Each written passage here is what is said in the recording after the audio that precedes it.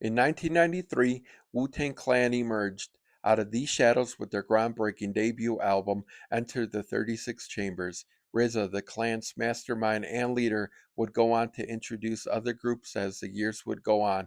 Groups like Gravediggaz, Sons of Man, and solo artists like Shaheem, aka The Rugged Child, among others. By 1997, however, it was Killarmy with their debut album, Silent Weapons for Quiet Wars. The group consisted of 6 members: Ninth Prince, who is RZA's brother, Beretta 9, Shogun the Assassin, Killa Sin, Don Pacino, and Lord, the Thief of Baghdad. This album featured guest appearances by Street Life, Wu-Tang Clan's very own Master Killa, and Hellraiser and Prodigal Son, who are both from Sons of Man. Producers were RZA and Fourth Disciple. With 16 tracks and only one skit, this album went on to peak at number 34 in the Billboard's 200. It is a 5 mic album classic of the 1990s and a must-own for all hip-hop enthusiasts.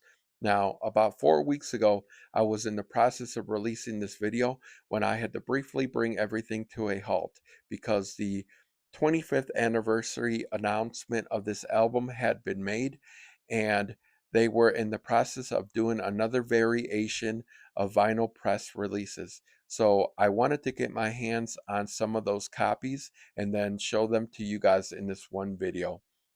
So I was able to pick up the now new splattered green version along with the previously released black version and the now infamous camouflage one where only 150 copies were released and had quickly sold out in under 2 minutes. So I do have those here with me alongside with a bonus vinyl that I want to save for the very end.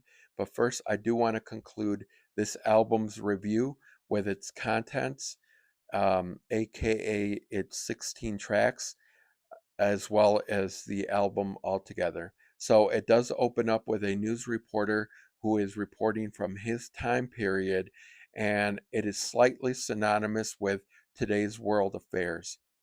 The album goes on to open up with its first song, which is titled Dress to Kill. I go for my notes. Dress to Kill is featuring Killa Sin, Ninth Prince, and Shogun the Assassin. They are the first ones to set everything off. The next song that follows is Clash of the Titans. This is the song that is featuring Street Life in it. And then after that, it's Burning Season. Burning Season is one of the 2 songs that is on this album where it's featuring just Killa Sin and Ninth Prince. So then after that, it's Blood for Blood, followed by Seems It Never Fails. Seems It Never Fails is the only song that is featuring Lord, the thief of Baghdad, as he was incarcerated during the making of this whole album. So he was only able to make it onto this one project. The next song that follows is Universal Soldiers, and then the one and only skit that is featured on this album, where they are all standing around pretty much reminiscing about why things unfolded the way that they did and whatnot. And then it goes on to one of their more popular songs on this album, which is titled Wake Up, featuring Hellraiser and Prodigal Son. It was a music video that they used also to promote this album. The next song is probably easily one of my favorite songs on this album, titled Fair Love and War. And then after that, it's Woo Renegades, followed by Full Moon. Full Moon is the second song where it's just Ninth Prince and Killa Sin, as they do prove to be that dynamic duo. Next, it's Under Siege. If you guys have ever seen the movie Full Metal Jacket, they do grab a clipping from that movie and insert it onto this track where it's the Marine drill instructor Lee Ermey, and rest in peace to him, and they use his voice over this song.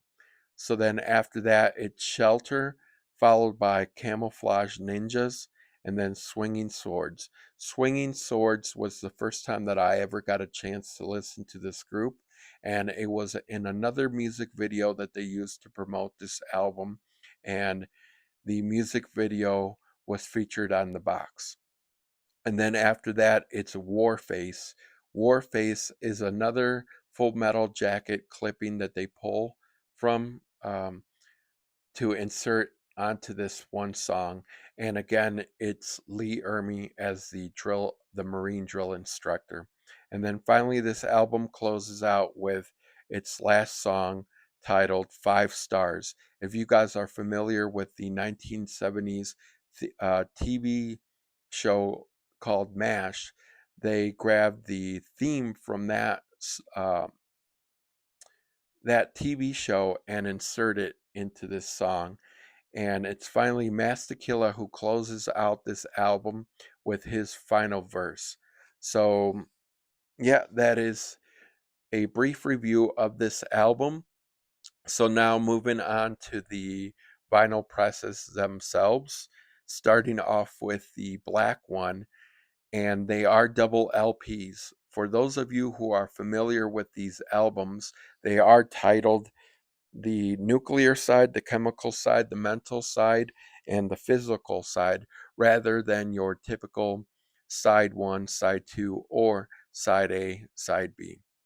So they are, like I said, they are double LPs, and I will only be showing you guys one of the black ones as they are both the same.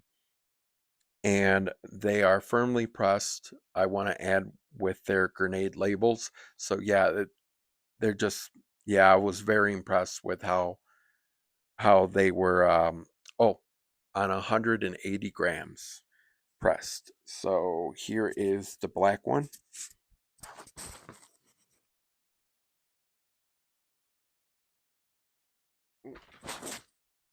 starting off with the label itself.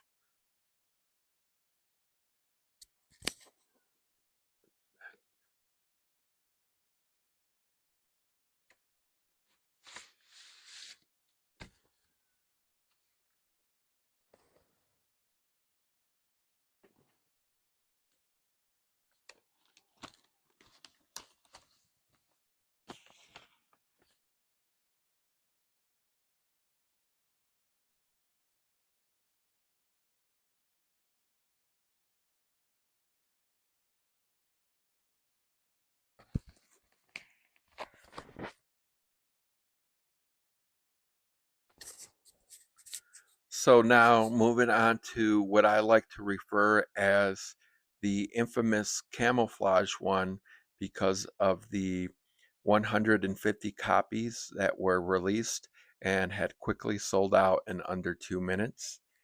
So here is this one.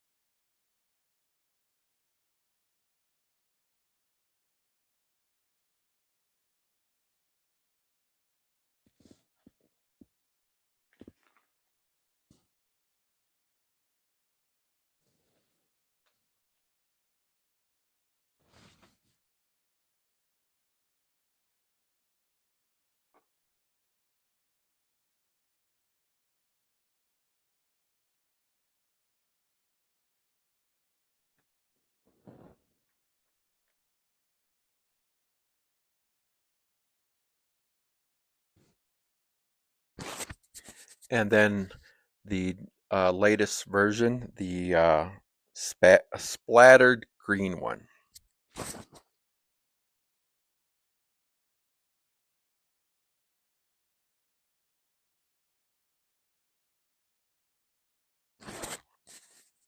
As you guys can see, The green tone on this cover is lighter than the previously released one, and I will put them next to each other just so that you guys can compare and see the two.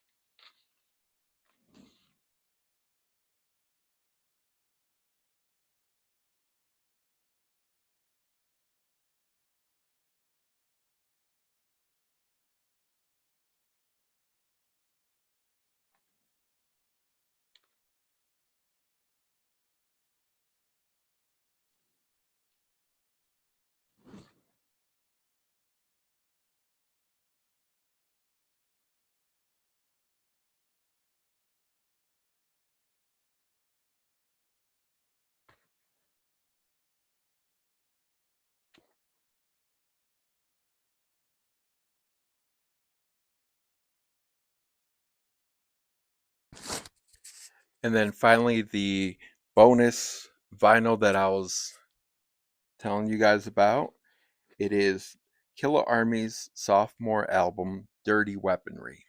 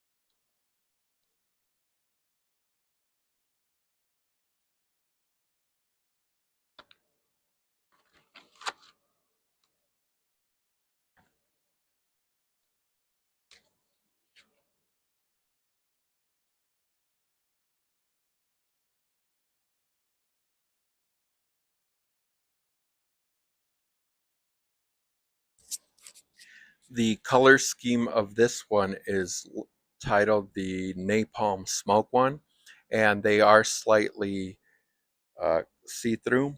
I don't know if you guys are able to make that out too tough, but yeah. So yes, thank you guys for tuning in to another one of my videos. If you guys have picked these copies up, do let me know in the comments down below. If you have not, go ahead and pick them up as they are definitely worth it. Thank you guys for tuning in and stay tuned for another.